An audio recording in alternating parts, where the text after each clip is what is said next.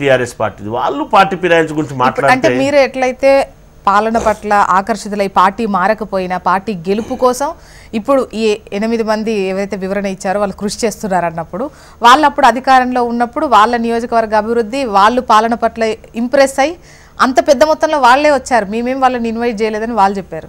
మనం అందరూ ఆలోచన చేయాలి.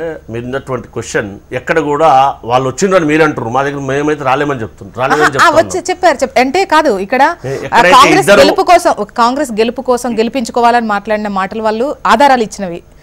ఒకటి రాహుల్ గాంధీ గారితో భేటీ అయినటువంటి విషయం కావచ్చు, కండువాలు కప్పుకున్నవి కావచ్చు, అంటే అది జెండానా లేదంటే మీ పార్టీ కండువానా, వాటికి సంబంధం అంటే వీళ్ళు ఇచ్చిన వివరాల బట్టి మాట్లాడుతున్నాం. రాహుల్ గాంధీ గారిని కలవడం అంటే దేశంలో ఏ విధంగా ప్రజాస్వామ్యం కూని అవుతా ఉంది, ఒక ప్రతిపక్ష పార్టీగా సమస్యల పట్ల లేవనెత్తాల ఉద్దేశంతో వారు కలిసినటువంటి సందర్భం కదా. అంతేగాని పార్టీలో ఆయన ఏఐసిసి అధ్యక్షులు గారు ఇంకోటి కాదు కదా, వారు ప్రతిపక్ష నాయకులు కాబట్టి వారు కలిసి దేశంలో ఉన్నటువంటి పరిస్థితిని వివరించడానికి ఒక అసెంబ్లీ రిప్రజెంటేటివ్గా వారు కలిసినటువంటి పరిస్థితి కదా. అంతేగాని పార్టీలో కలుస్తున్నామని చెప్పి వారి ద్వారా వారు కండ కప్పుకున్నటువంటి పరిస్థితి అవన్నీ ఆలోచించాలి కదా. సరే, లోకేష్ ని భారతీయ జనతా పార్టీ కలుస్తుందా లేకపోతే కలుస్తలేదా మా సినన్నకు కూడా బాగా తెలుసు, యావత్ సమాజానికి అంతా కూడా బాగా తెలుసు కదా. అవునా కదా?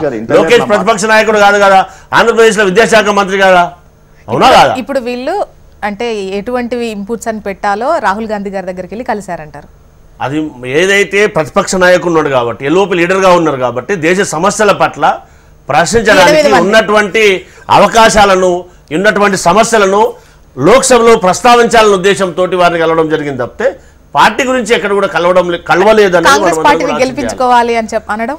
ఇక్కడ ఎన్నికలు జరగలేవు కదా, వచ్చేటువంటి ఎన్నికలు ఇప్పుడు స్థానిక జ్యోత్స్న మేడం గారు వారు మా దగ్గర గెలిచినప్పుడు మా దగ్గర లేరు, వారు సాయం లేకుండానే మా ప్రభుత్వం ఏర్పడింది. కానీ రాజకీయం తెలుసుకుంటే ఏ రాజకీయ పార్టీ అయినా పడగొడతాం, నిల్వనీయం, ఉండనీయం అని చెప్పి వాళ్ళ దగ్గర ఉన్నటువంటి ధనబలంతో విచ్చలవిడిగా మాట్లాడితే ఏ రాజకీయ పార్టీ అయినా రాజకీయం చేసే అవకాశం బట్టి సరే ఎవరు దొరికినరా ఎవరు పాస్పోర్ట్ వల్ల అవన్నీ సమాజం చరిత్ర కదక్క. సుమిత్రక్క ఎవరు దొరికినరా ఎవరు పాస్పోర్ట్ ఎవరు చేసిండ్రా అనేది ఈ సమాజానికి తెలుసు కదక్క. ఎవరు గతంలో 2004 కంటే ముందు ఎవరు ఆస్తి ఏముండే ఏందనేది అది అసందర్భం కదక్క. ఎవరు సమాజానికి అంతా తెలుసు కదా.